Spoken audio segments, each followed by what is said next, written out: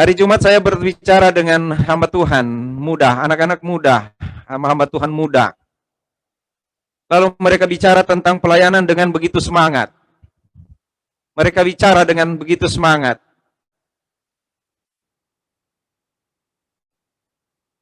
Maaf, saya bicara dengan teman-teman hamba-hamba Tuhan muda dan mereka sangat semangat bicara tentang pelayanan. Semangat sekali mereka bicara tentang pelayanan. Mereka bilang, Pak, kami mau lakukan ini, dan ini. Kami mau melakukan hal-hal untuk pelayanan. Tetapi Pak, sekarang kami tahu apa arti pelayanan. Kenapa mereka katakan itu pada saya? Dari dulu saya berpikir kalau anak-anak muda itu bagusnya ditaruh di tempat pelayanan, di mana mereka memulai pelayanan. Mereka sendiri yang memulai pelayanan. Ya, cuma kata saya bukan pemimpin, jadi itu cuma pikiran saya. Mereka harus ditaruh di tempat di mana mereka memulai pelayanan itu. Sehingga paling kurang mereka bukan dihargai, tapi paling kurang mereka memulai dari bawah. Dan apa yang mereka lakukan itu betul-betul dari pikiran dan hati mereka. Tetapi ada beberapa teman saya, hamba Tuhan yang masih muda ini, anak-anak saya boleh bilang begitu. Atau adik-adik saya, rasa anak saya karena seumuran Ariel. Dia bilang pada saya, pada hari Jumat kemarin, Pak, berat banget di sini. Saya tanya kenapa? Orang-orang jemaat di sini merasa mereka tahu sekali tentang firman Tuhan. Jadi setiap kali PA, saya dibantai habis-habisan, saya dibantah habis-habisan. Padahal mereka salah, Pak. Saya tanya kenapa, kamu ngomong apa? Saya bilang Yesus itu Tuhan, Pak. Tidak bisa manusia menjadi Tuhan. Tapi Tuhan bisa jadi manusia. Dan mereka bilang berarti itu bukan Tritunggal. Dan mereka ada orang-orang baru yang semangat, tapi dihambat oleh orang-orang lama yang sepertinya lebih tahu dari orang lain. Saya tanya terus, kamu gimana? Saya hampir putus asa, Pak. Belum lama saya di sini, Pak. Tapi saya mulai capek rasanya. Kenapa capek? Iya, saya bimbing orang baru. Lalu orang baru itu mau datang PA, mau datang bergereja. Tetapi yang lama ini, mereka tidak menunjukkan sikap hidup sebagai orang percaya. Mereka tidak menunjukkan kesaksian hidup yang baik. Sakit, Pak. Bapak ternyata benar. Oh, saya tanya kenapa saya benar. Bapak bilang, kalau kita ditempatkan di satu jemaat dan sudah ada jemaat, lalu para hamba Tuhan muda ini akan selalu tidak ditata, selalu tidak akan dihargai. Karena mereka merasa, jemaat merasa ada perbandingan. Dulu ke PG kami seperti ini. Kamu kok datang begini? Hamba-hamba Tuhan muda itu sakit, saudara. Saya mau bilang nama tapi nggak boleh. Ya, mereka sakit, saudara. Mereka tidak ada penghiburan. Saya tanya, apakah MW Sinode menghubungi kalian? Iya. Ya, kalau begitu kalian harus tetap kuat. Iya, Pak. Tapi kalau seperti ini bagaimana ya, Pak? Ada dua. Yang satu suka bantah. Yang satu pengen belajar. Saya bilang pisahkan aja mereka. Yang pinter-pinter biarlah di kelas sendiri. Yang mau tahu biarlah. Tapi kalau mereka ketemu, itulah pelayanan, saudara. Itulah pelayanan para hamba-hamba Tuhan muda yang dijalani, yang mereka jalani. Bukan hal mudah mengurus jemaat, katanya. Bukan hal mudah. Apalagi saya ditelepon, Pak. Jam 6 harus ikut ibadah jam doa. Sementara saya mesti bersama dengan jemaat kami, Pak. Jam 4 mereka sudah ke sawah. Jam 4 subuh. Dan pulang malam. Bagaimana kita mesti seperti itu? Ada tekanan-tekanan yang dialami oleh hamba-hamba Tuhan muda. Saudara, apakah saya tertekan karena hamba Tuhan tua? Tidak. Tapi Paulus mengalami. Paulus mengalami dalam 2 Korintus pasal 1 ayat 1 sampai 11 yang sudah kita baca tadi. Saudara lihat kata-kata yang digunakan oleh Paulus, saudara. Dia menulis dari Paulus oleh kehendak Allah menjadi Rasul Kristus Yesus. Kenapa dia harus menulis dari Paulus oleh kehendak Allah menjadi rasul. Saya bicara minggu lalu tentang kepada Filemon, saudaramu. Tetapi di sini dia bilang oleh kehendak Allah. Saudara, kita sudah belajar dalam PA pada setiap hari Rabu. Dalam 1 Korintus, ada masalah di jemaat Korintus. Ada banyak pengajaran yang menyimpang, ada sikap hidup yang tidak benar. Ada hal-hal yang terpaksa Paulus menulis surat. Dia menulis sampai 3 kali surat kepada jemaat di Korintus. Dengan 2 Korintus ini. Bahkan dia bilang dia ingin ketemu dengan jemaat di Korintus. Kenapa? Ada masalah di Korintus, ada perpecahan di sana.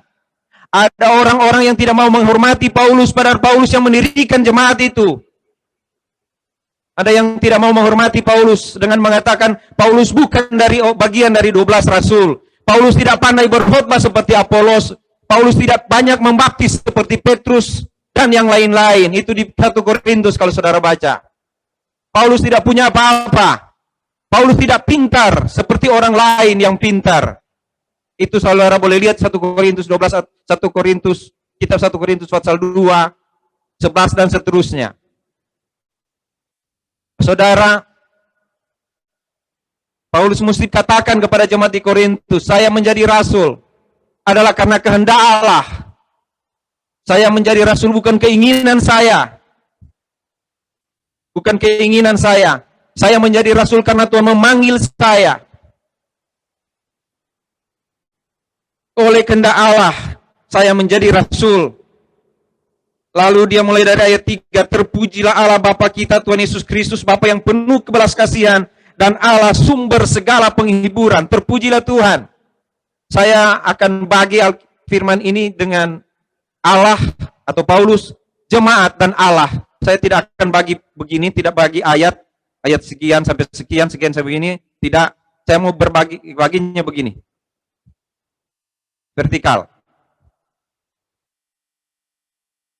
Saya mau berbagi Allah, Paulus, jemaat dan Allah. Mari kita lihat mulai ayat 4. Paulus bicara tentang apa yang dia alami. Dia menulis surat lagi kepada jemaat di Korintus. Karena dia pengen tahu apa yang terjadi di Korintus setelah masalah-masalah dalam jemaat di Korintus. Masalah doktrin, masalah sikap hidup, masalah dalam beribadah, masalah di dalam jemaat. Sekarang Paulus ingin tahu apa yang terjadi dengan jemaat Korintus sekarang. Maka dia menulis surat. Dia menulis sekarang, dia bicara tentang dirinya. Saya tidak peduli kalian menghormati saya atau tidak. Karena Allah yang menghibur saya, itu kata Paulus. Tetapi kalian tahu tidak apa yang saya alami dalam pelayanan ini? Tahu tidak? Saya bilang kepada penginjil muda itu yang ngomong dengan saya. Tidak ada orang yang mesti tahu kamu menderita. Tidak ada. Tapi nanti kita akan lihat bagaimana jemaat yang kamu bilang membuat beban bagimu itu akan menjadi penghiburan bagimu. Jemaat yang kamu bilang menyusahkan kamu itu akan menjadi penghiburan bagimu. Saudara, dia bicara tentang apa yang dia alami, Paulus alami. Paulus bicara tentang kehidupannya dalam pelayanan. Saudara lihat kata-kata ini. Ayat 4. Yang menghibur kami dalam segala penderitaan kami. Ayat 4 itu. Ayat 5.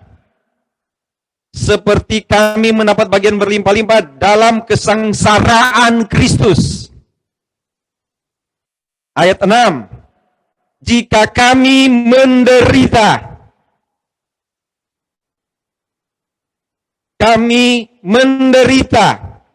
kami sama seperti yang kami derita juga. Ayat 7, kesengsaraan kami.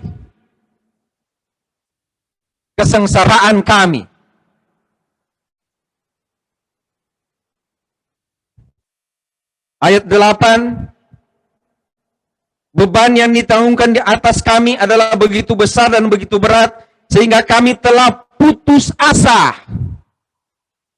Kami telah putus asa juga akan hidup kami. Ayat 9, kami merasa seolah-olah telah dijatuhi hukuman mati. Ayat 10, begitu ngeri penderitaan itu, begitu ngeri kematian yang menanti kami. Saudara lihat, itu yang disampaikan Paulus kepada jemaat di Korintus, tentang apa yang dialami dalam pelayanan. Yang pertama adalah dia sengsara. Sengsara kenapa, saudara? Kita sudah bahas pada tahun lalu. Sepanjang tahun lalu, mulai dari bulan Mei kalau tidak salah, saya bicara tentang kisah para rasul, tentang penderitaan-penderitaan yang Paulus alami dalam pelayanan. Dia dilontari batu, dia diusir, dia tidak punya makanan, dia ditolak di dalam jemaat, dia dipermalukan di dalam jemaat, dia digebukin, dimasukin dalam penjara, bahkan hampir mati ketika berada di kapal. Saudara boleh saya lihat di dalam 2 Korintus pasal 4. Dia bilang, dia kalau masih hidup, dia selalu diserahkan kepada maut. Kalau masih hidup, ini adalah bejana tanah liat yang dia terima, yang dia miliki, hanyalah bejana dari tanah liat. Gampang sekali retak, saudara. Di 2 Korintus pasal 11, saudara baca, saudara akan lihat penderitaan-penderitaan yang dia alami itu. Saya mengalami ini. Saya tidak, ayat 8 dibilang jemaat-jemaat lain telah kurampok. Lain telah kurampok dengan menerima tunjangan dari mereka. Supaya aku dapat melayani kamu. Kamu tahu bagaimana jemaat memberi kepada saya. Itu seolah-olah saya merampok mereka. Seolah-olah saya merampok mereka untuk hidup saya. Itu penderitaan. Saya bilang kepada teman-teman yang muda-muda itu, ada orang memberi donasi padamu. Paulus bilang, kalau ada orang memberi sesuatu kepada kita, itu kok seperti kita merampok mereka ya. Harusnya mereka pakai untuk apa? Tapi kok kenapa mesti diberikan kepada kita ya?